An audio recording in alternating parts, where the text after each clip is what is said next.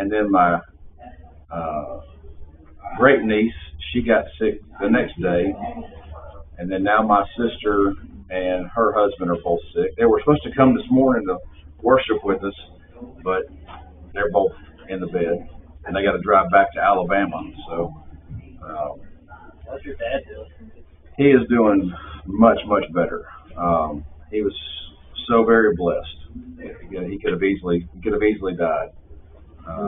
But if you don't know, my dad fell down the stairs on Christmas Eve, and they had to airlift him to the med.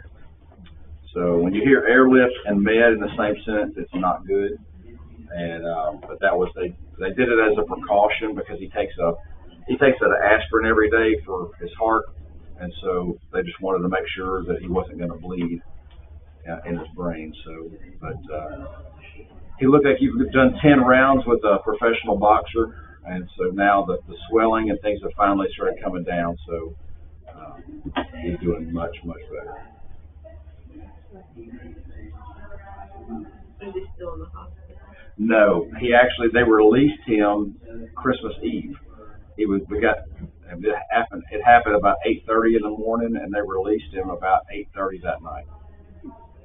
So, but all the tests and things came back, and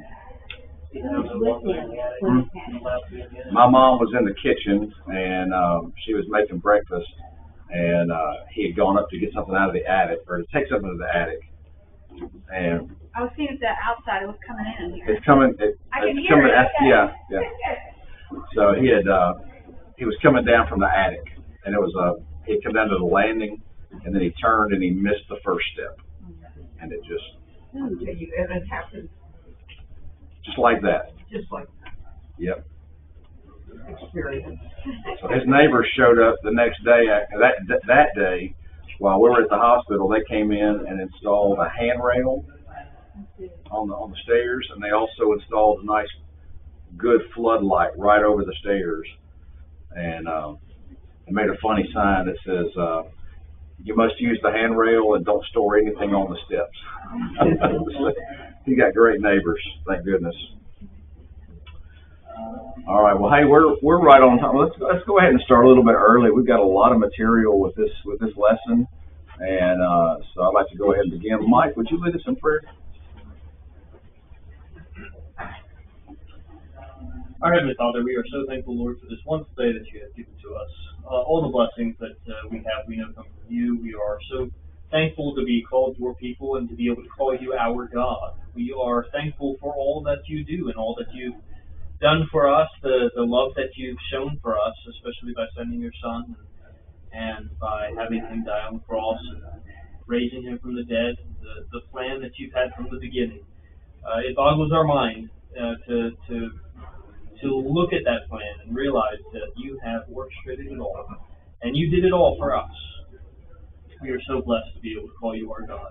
We're blessed to have your word, that we're able to dive into it and look into the things that you have left for us, knowing that we would want to have a relationship with you and knowing that you want to have a relationship with us. Help us now as we look into your word to understand the things that you have left for us, to understand the things that we read about, so that we can draw closer to you and closer to Christ in our lives, and so that we can better reflect him to others and show others all the ways that we are blessed and that they too can be blessed through Christ and be blessed by you.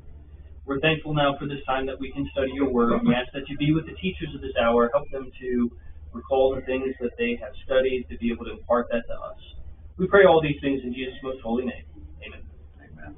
Thank you. I was going to say, I really like that lesson that David had this morning about not letting our hearts be troubled. And, you know, we're all going to face difficulties, and it's all about how we respond or where we turn. And, you know, maybe think about when all that was happening on last Wednesday, you know, it was exacerbated. I mean, I was hyperventilating, driving, and all that stuff, and it was when I started praying that I calmed down. And you know, God gives us such great comfort knowing that we can turn to Him. Even when we can't say the words, He knows what our hearts say. And that's also something that I think that David understood. So David understood that as well. And, David certainly went through, because, now we're talking about his reign, but in the time leading up to that reign, he went through some really tough times. Being chased by Saul trying to pierce him through with a spear, being on the run, all these different challenges and ordeals that he went through. But through it all, he praised God and he turned to God, because God was his sustainer and his helper and his comforter. I think that's a great lesson for us as well, that no matter what we go through, Christ and God are still always with us. So today we're moving into lesson 6, which in your books is on page 24. And if you don't have a book, I don't have any extras, I don't think.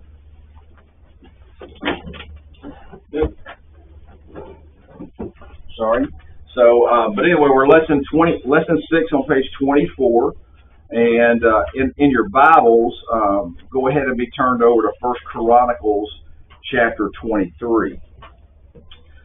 So to kind of recap a little bit, last Sunday we were studying from chapter 17, and David desired to build a temple for God.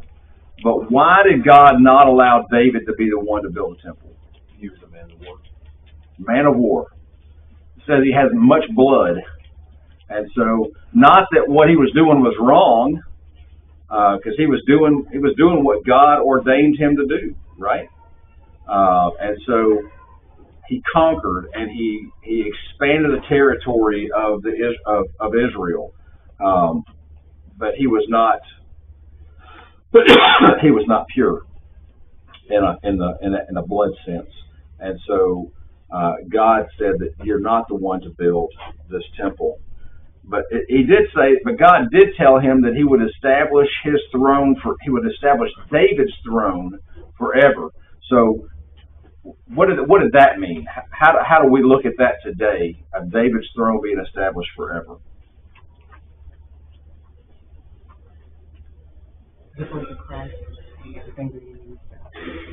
The prophecy of Christ and what was coming through the line of David. And that's why it's amazing to look back. And I know I joked about the genealogies. Yes, I'm not a big genealogy lover, but it's amazing to see how we can chase that line from David to Christ. Christ is a fulfillment of God's prophecies. So on Wednesday night, I know I wasn't here, but hopefully y'all studied about David's sin. Well, hello, come on in. We almost made it. What did you say? We almost made it on time. Oh, you're still on time. I started early, so it's 1 minute to 10. Hey, don't like you. I hear he don't want you right in his face. No, you're good. You can stand right there if you want to. So. Good to see y'all. And hey, if online, Neil and Marcy, we love you, and it's good to have y'all on this morning with us as well. We hope that y'all can get back here and worship with us together. Others that are also online, so we're glad to have y'all listening and watching. So on Wednesday night, we were studying about David's sin. In numbering all the people of Israel. So what exactly was the sin that David committed?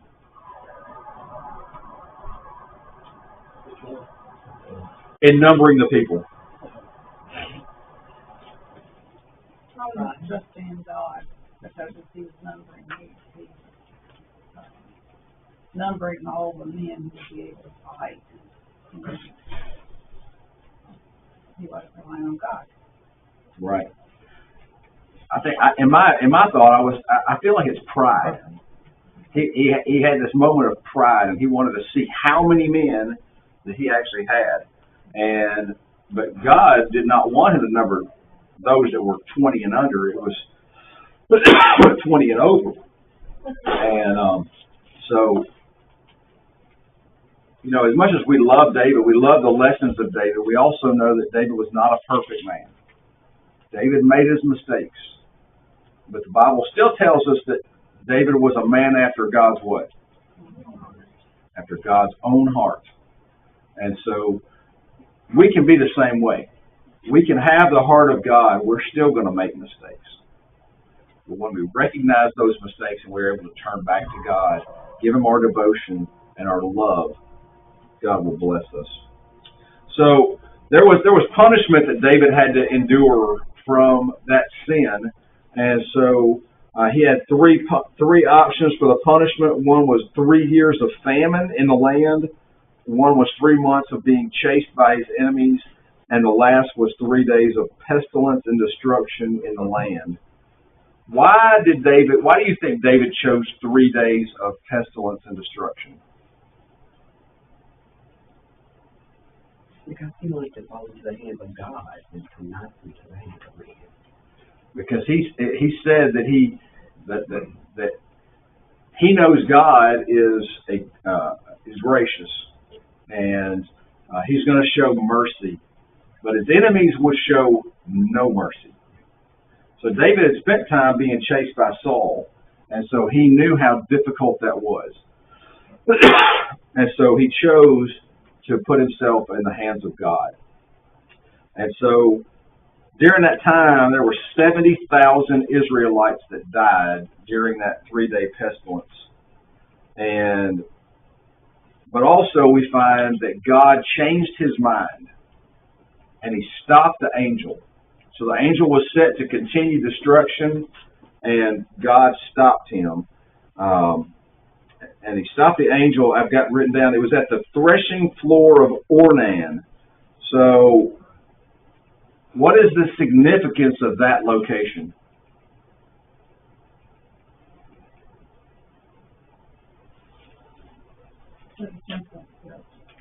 That's the site of where the temple was built.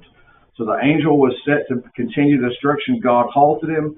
David came and had an altar built, and he sacrificed to God on that site. And that site would become where the temple would be constructed.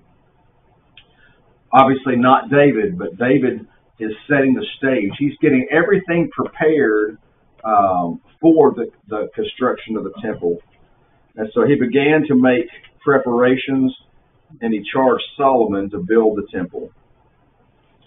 All right, so that leads us, that's through our recap. So now we're on to chapter 23. Why not David? Here, would you stop that? For the Yes, ma'am. Thank He's you. quite stopped. Why not David? And we kind of answered that. It was because he was a man of blood, a man of war, and he was not pure. While he was a man after God's own heart, he was just not pure. So, all right. So in chapter 23, let's begin. I'd like to get somebody to read verses 1 through 5.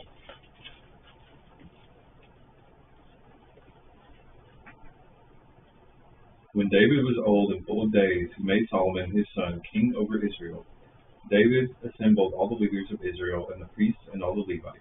The Levites, 30 years old and upward, were numbered, and the total was 38,000 men. 24,000 of these, David said, shall have charge of the work of the house of the Lord. 6,000 shall be officers and judges, 4,000 gatekeepers, and 4,000 shall offer praises to the Lord with the instruments that I have made for praise. So first question is, I'm going to ask, why is it necessary to call all the princes of Israel and the priests and the Levites? What's the necessity of doing that?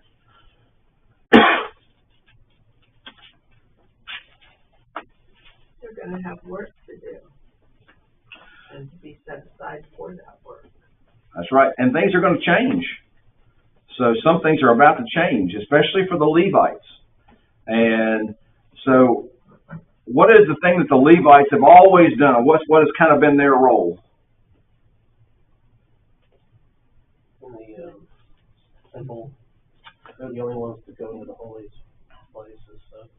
Yeah, and they're also in charge of moving the temple, setting it back up, and the tabernacle. That's right, tabernacle. So as they were in the wilderness and as they were moving, they all had a role. But once they were kind of positioned, you know, the tabernacle, I just went blank. Where was it at? It was in was it Gilead? Gibeon. Thank you. And so they also had the tent that they had set up with the Ark of the Covenant in Jerusalem. So they were worshiping in two different spots. The worship was supposed to be in the tabernacle. But anyway, they have these duties that they've been doing, and there's a lot of roles they haven't had. So it really becomes essential for reorganization. And, you know, every business at times has got to go through a restructure. And so until you get a perfect structure, what's the perfect structure we find in the Bible? Jesus and his church. So the structure that the church was established on is a perfect structure and does not need to be changed. But as time had progressed through the Old Testament times, through the Old Covenant, new roles needed to be developed for these priests as they were going to administer to the worship. All right, so how many Levites are there? 38,000. So 38,000, you know, it seems like a lot. It seems like a lot. But they have to figure out how we're going to divide these into their tasks. So they can't all do the same thing. And so question 3 in the book, how were the classes of the Levites divided, and how many were in each class?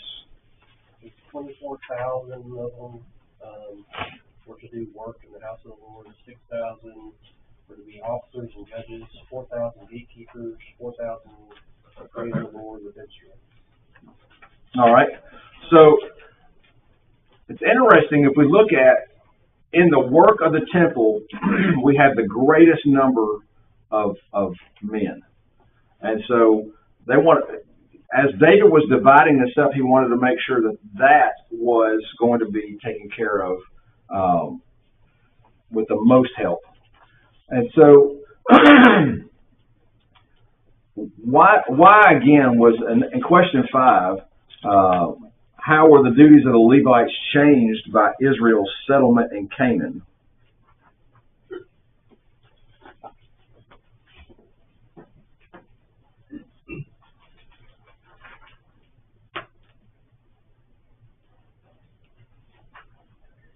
Well, they changed because of the temple. I mean, they no longer use the tabernacle. They use the temple now. Right.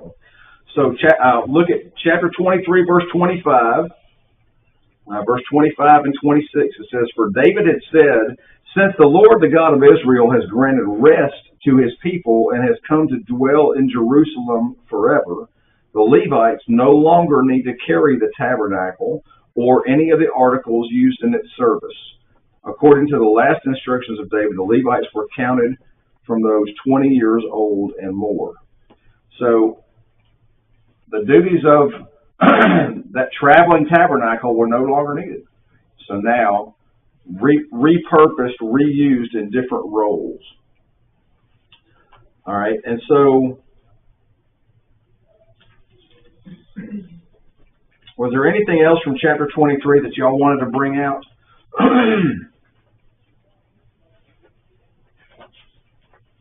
Gary, I found it interesting in verses, like 13 and 14 of chapter 23, that Aaron and Moses were brothers, right?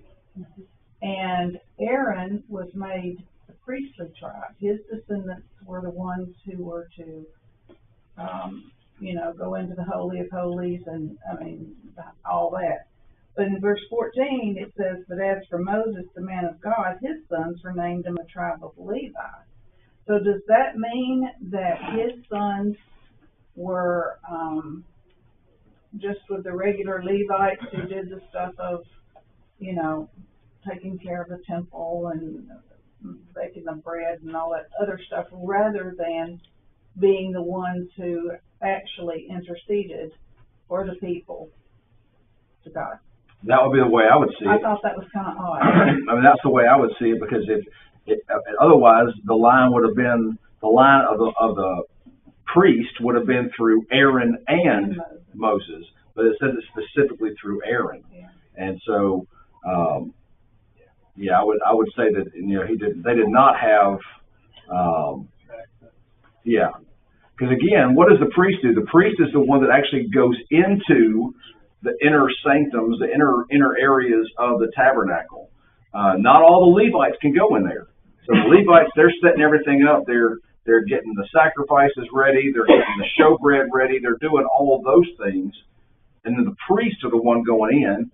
And then what's the designation from the priest to the high priest?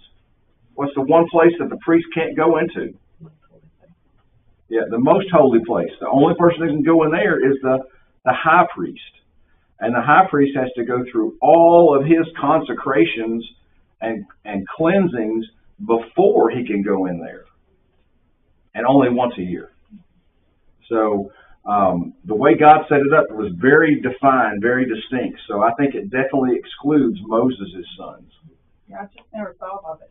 You know, I mean, since they were brothers, I just had never thought of him being sort of left out of that. But I wonder though, I mean, because I wouldn't think that Moses was really left out. Moses has, I mean, a hugely significant role, you know, in the Israelite history.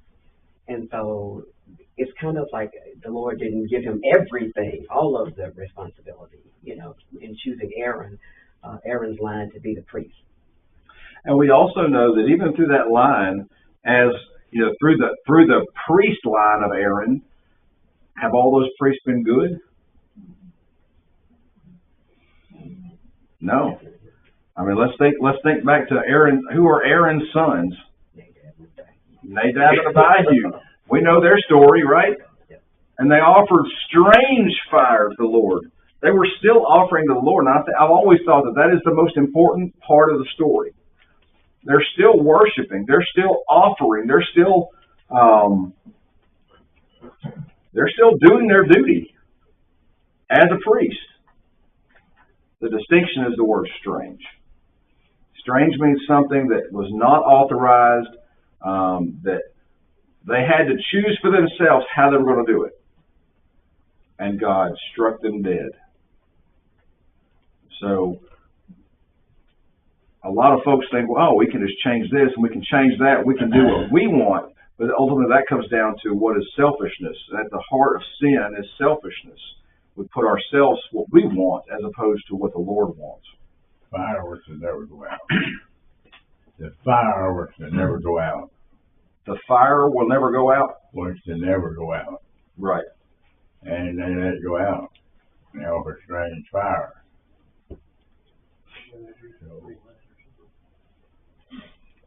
What did you say, Justin? I think that what he's saying is the fire will burn out and they relit it or something, which then strange fire basically. Yeah.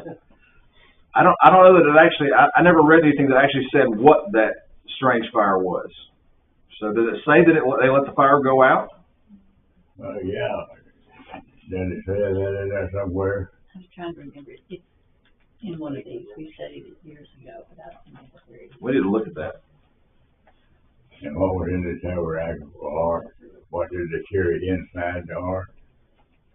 3 things. Yeah, the 10 Commandments, the manna, and the Aaron's rod that budded. Yeah.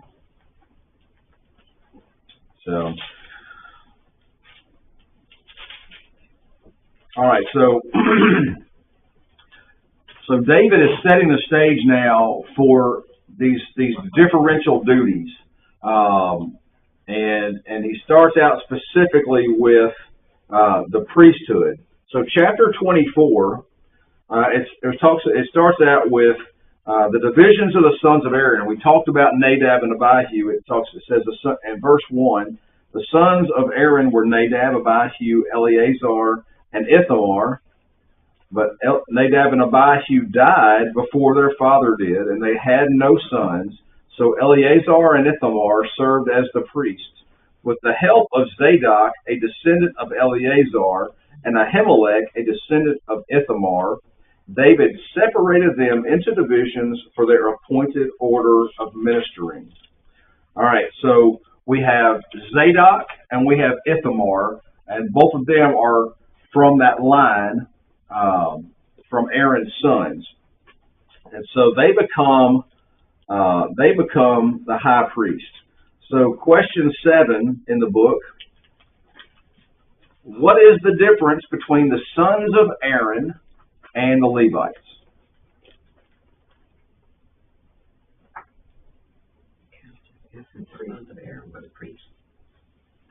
The sons of Aaron were the priests, ministering to the sacrifices. And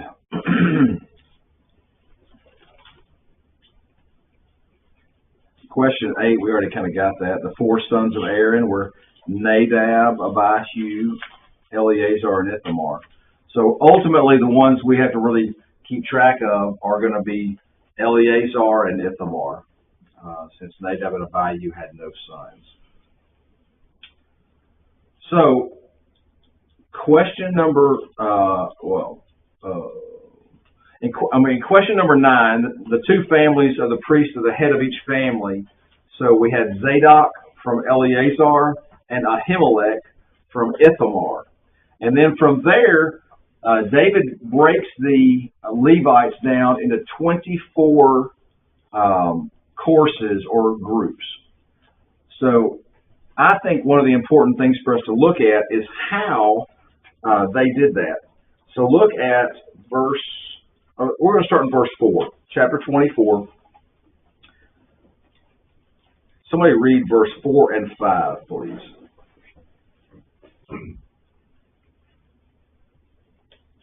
A larger number of leaders were found among Eleazar's descendants than among Ithamar's, and they were divided accordingly: 16 heads of families from Eleazar's descendants, and 8 heads of families from Ithamar's descendants. They divided them impartially by casting lots, for there were officials of the sanctuary and officials of God among the descendants of both Eleazar and Ithamar. All right. So did David just pick his favorites? You know, I like old priest Ben. Ben, you're gonna be over here, and you're gonna be over here. I'm gonna let you do this. It says that he cast lots. So, what's another time in the Bible we read about casting of lots? Getting Jesus' clothes. Getting Jesus' clothes. Well, yeah. So the soldiers, when they were dividing Jesus' garments, also when Judas had committed suicide, and they had to get one of the disciples that had been with them and had witnessed Jesus and all the things that Jesus did. So it says that they cast lots, and the lot fell on Matthias. Makes me think of the song, Matthias went to Judas. Anyway, so they cast lots. So ultimately, when they're casting lots, is that all chance? It's God's doing. It's God's will. God guides the choice by the lot. And so as these divisions are being made, each person is receiving their responsibility. This is what you have to do. And then your descendants are going to continue doing that role. God had his hand on all of that, of how this is being set up. What happened to the guy that didn't get chosen? Well, it says he chose all. They had the 24 lines from Eleazar and Ithamar. But who got chosen? Matthias? Yeah. What happened to the guy that didn't get chosen? He got mad. He quit. That's an attitude issue. You're right. Yeah. So he was doing, but that's also why the lot fell on Matthias, because the motive of the heart. Matthias' motive was pure, and the other's motive was not. Right? God knows the thoughts and intents of the heart. Well, he chose Matthias. Yep. So the lesson to us is what? When you don't get something you really want, when you don't lead singing as much as you'd like to, or you're going to get called over to lead prayer, you get mad and quit. You do the roles you're asked to do. This guy didn't get to be an apostle. He should have been really mad. Yep. That's within any role. You know, we think about our jobs at work. You know, for those that work, and we didn't get that promotion. Well, I deserve that promotion. You know, I'm upset. I'm not going to give my all now to my employer. I'm not going to give my all, or I didn't get, you know, whatever opportunity didn't open itself up to me. I'm going to be mad about that. Well, I mean, you should just work harder. Another opportunity, a better opportunity will come. And so we see the same thing within the Lord's church. You know, we have roles and responsibilities of teachers and deacons and shepherds, but not everyone is asked to serve, and so we can't. That's not personal. It just means we're not ready for a certain role. We should all seek to be teachers. Every one of us should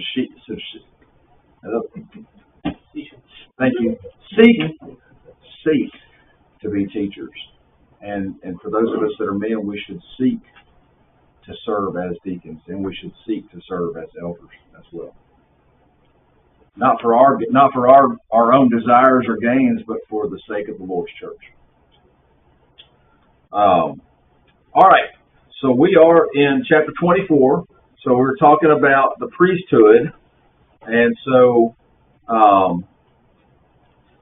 we talked about the roles and the assignments, how they cast lots, and God had his hand in every decision that was made. 16 divisions from Eleazar and 8 divisions from Ithamar. And so their role is going to be taking care of all temple worship. And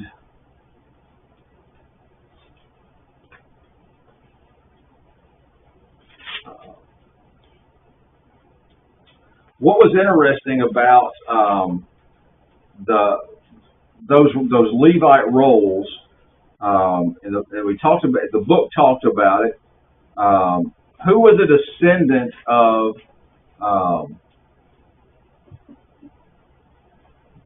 wind up being related to Jesus?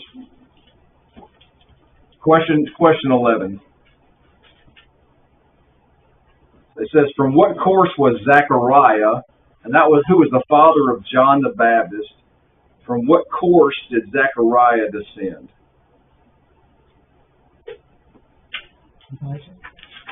Abijah.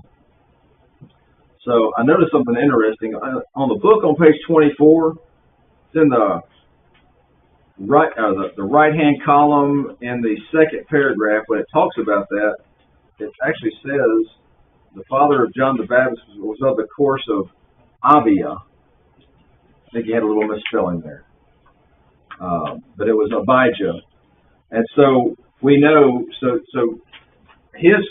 John the Baptist's father was a priest, and he was Zechariah, and Zechariah's wife's name was Elizabeth. And so, and we all know that, is that Elizabeth, was it Elizabeth that laughed? Elizabeth laughed. No, that was Sarah. I'm sorry, that was right. You're right. Got my couple stories backwards. But yeah, but he came from that priestly line, so he was of the Levite tribe. Jesus was from the tribe of Judah, and but they were still cousins. John the Baptist and Jesus were cousins, even though they're not from the same tribe. And so we know that Elizabeth had to have been from the tribe of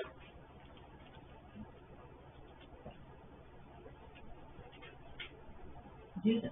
From Judah. And Zechariah was from the tribe of Levite, and in order for her to be cousins of Jesus, or for them to be, it had to have been that she came from the tribe of Judah.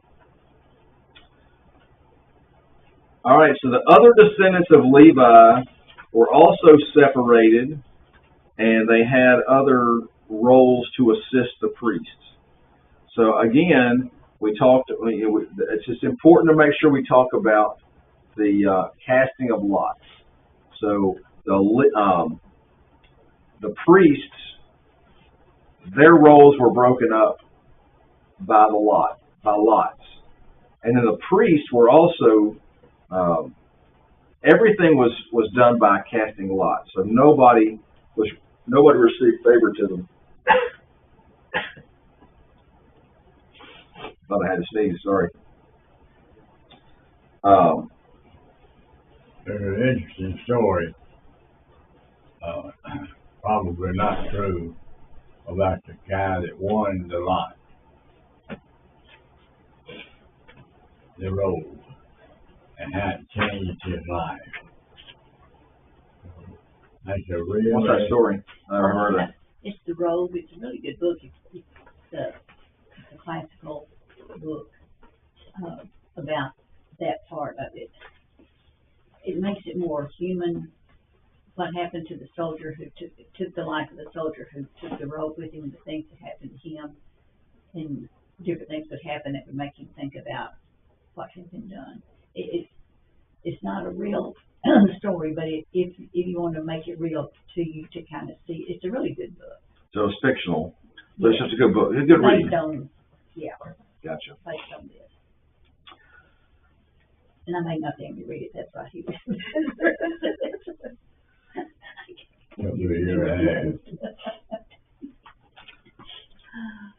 All right, so let's look at chapter 25. And so it says in verse 1, David, together with the commanders of the army, set apart some of the sons of Asaph, Heman, and Jeduthun, for the ministry of prophesying, accompanied by harps, lyres, and cymbals. And then it goes into the list of those who perform the service. So what do we often call those in this section of worship, this ministry of they're doing? What do we call them? Choir. Choir. The choir, or singers? Call them singers, musicians. They probably had, in my mind, I think of course, I love to sing, and I think of, there's a couple guys that I know that just have the absolute most beautiful voices. And so I kind of put them on this pedestal. They're up here, and then I'm kind of somewhere down here, and so I elevate them. So how were the temple musicians chosen? David said, "Oh, you're my favorite. You're going to sit right up here. You're going to sing every day. Now, you're not so good, so you're going to sing maybe every other week," right? David chose his favorites. Trick question. They cast lots. Thank you. And I think it's another important facet of God leading how He wants His worship to be done. David is following the pattern that God laid before him and getting things set up, and God is guiding the hands that are going to be in ministry and worship to Him. But no favoritism, and I think that's an important thing for us to make sure we talk about. All right, so those singers or musicians, it also said that they were prophesying. So prophesying, what's another word for prophesying?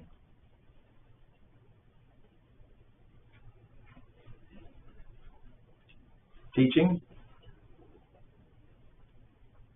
So they're going to be more of those intermediaries, fortune tellers. They got their crystal balls right next to the temple doors.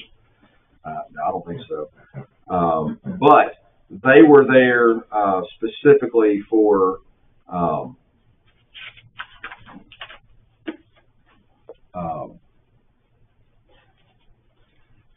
the music and for prophesying. All right.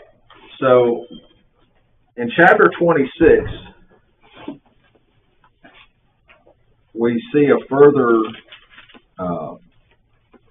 division of the roles of these Levites. Now again, everything we've talked about so far, they're all Levites. So the musicians, the priests, they're all of the tribe of Levi. But the priests specifically were of Aaron's descendants. And so in chapter 26, it talks about the divisions of the gatekeepers. And so another version says the divisions of the porters. So what are gatekeepers and porters?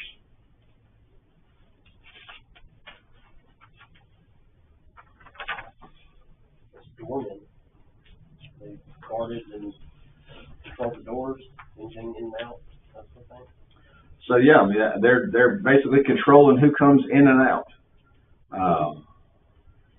I don't know if it specifically means that they're going to have like weapons. I don't know. I would think probably not. I would think that the army guys would have to be the ones that have weapons.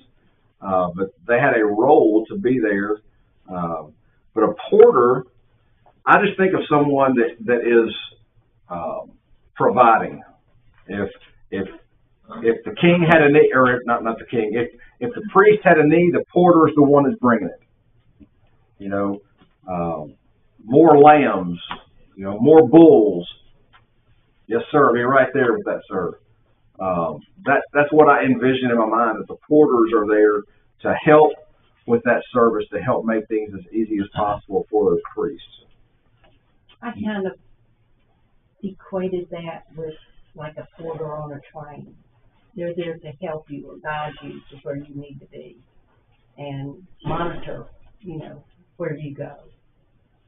So I kind of equated that. That's a good way to look at it. I like that. And were they the gatekeepers of the temple or of Jerusalem? The temple, because again, they're Levites.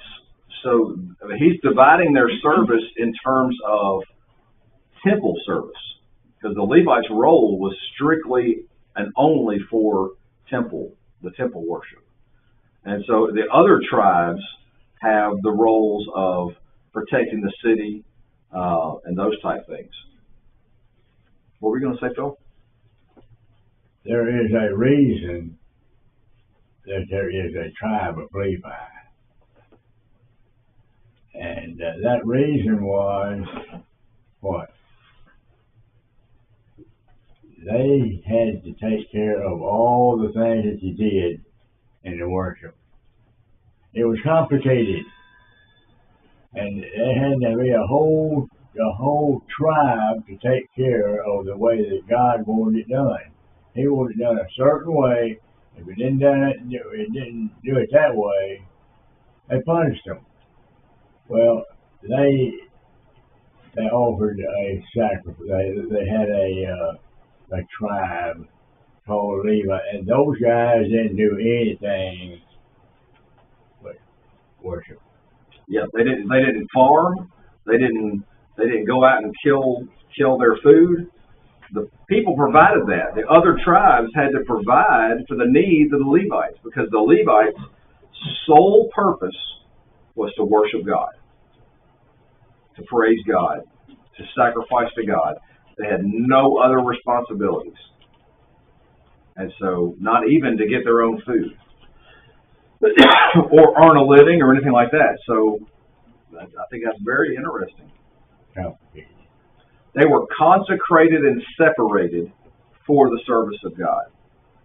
And they had to keep themselves that way. I did find that it says here that the fire continuously burned until the destruction of Solomon's temple by the Babylonians in 586 BC. So the Nadab and Abihu situation with fire was most likely nothing to do with that, but it probably had to do with the misuse of it or the improper burning of the sacrifice, regardless. But fire was still going at that time.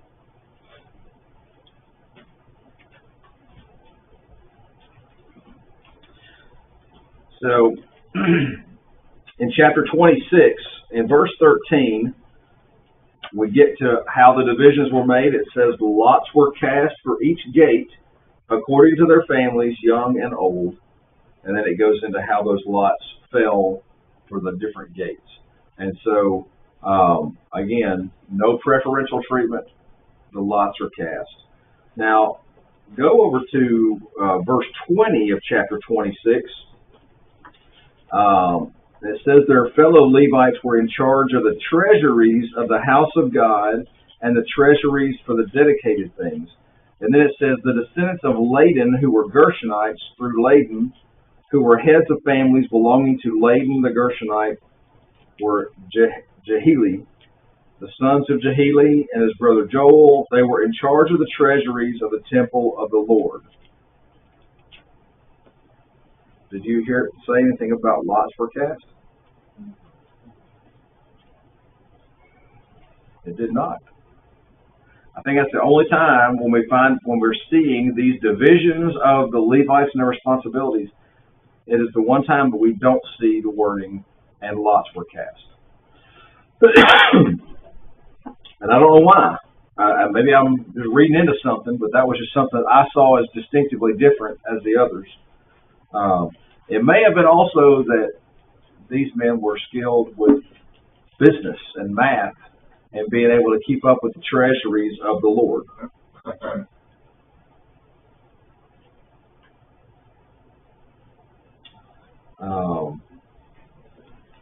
Anybody see anything more than that?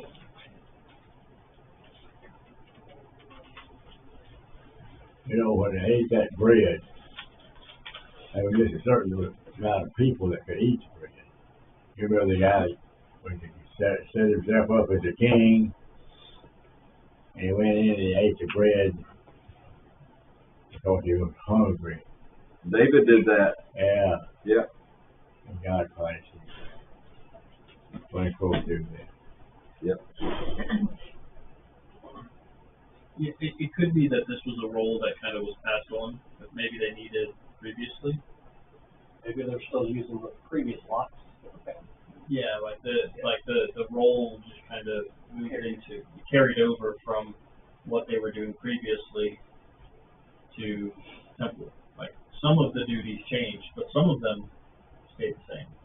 Maybe this was one that they already had a whole family dedicated to keepers of the treasures, and they just continued to do the work that they did.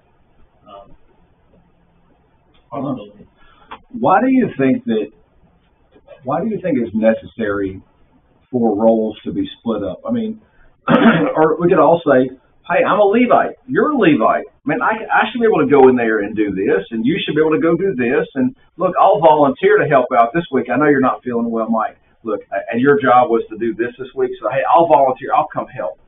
Even though that's not my role, look, I'm willing. Why? Why do we have distinctions of these roles? Or just, Instituted. Hmm? God instituted them. You have these specific roles, and then you know, they were delegated to the people. So if there are too many things to be done, and you're trying to balance out all these different things, you know, this week I'm doing this week I'm doing this week I'm doing this, and it's Well, like the treasury. Mm-hmm. The treasury was all the goods, and that when David went to war, all the spoils that came back from David's wars went into the treasury. there was a lot to take care of. Mm-hmm.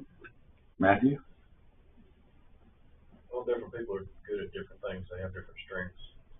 God knows that. Yeah. But also, if you or I are good at a particular thing, then obviously all these lots were casted to be chosen to do that. You get in a routine, a rhythm. You know exactly what's going on day in, day out. There's nothing that gets missed. There's no travel knowledge that, because I see it in my line of work all the time. We have a lot of travel knowledge that a lot of people don't know until you have it. Right. So a lot of things get missed because, oh, I thought you knew, or whatever. So you're doing it day in, day out, something that you're good at doing, you're chosen to do that, then things go smoother than just because. I think that's exactly right. It's exactly why these divisions were made, so they could be so focused on their role. They know it inside and out. They know exactly what God expects. They know exactly how to do it, and there's no questions. If you're a Levite, you're raised from birth to be trained, and to your point, to be trained to know step by step and all the details, because what Phil was saying, there's a lot there. I mean, you could try and memorize it if you're some new guy off the street, but you're never going to get it all. And all it's going to do is get you dead. When we talked about Zechariah, who was from the line of Abijah, so when Zechariah was a boy, what was he learning? He was learning from his daddy about what his role was going to be going forward in the service of God. And so from the very beginning, he knew it. You hear something saying something. I was just going to say that, and I mean, in my mind, one of the primary things is God is a God of order, and otherwise, if there were no designated roles, you have everybody trying to do everything. And so, yeah, he's an orderly God. Right. So, and then last thing in chapter 27, I'm sorry we didn't get much time on that, was David set up the organization of the standing army. And this is from the other tribes of Israel. So 12 divisions with 24,000 men each. And so that's 288,000 men. And each division served for 1 month. So for 1 month, my clan is on the wall. We're the ones defending Israel. And then for the next 11 months, I can go back and do my job, my farming, my whatever. But they had that standing army in place to defend Israel, and Joab was the commander. All right, so we're going to end there. So appreciate y'all's points. We're going to pick up with lesson 7 on Wednesday.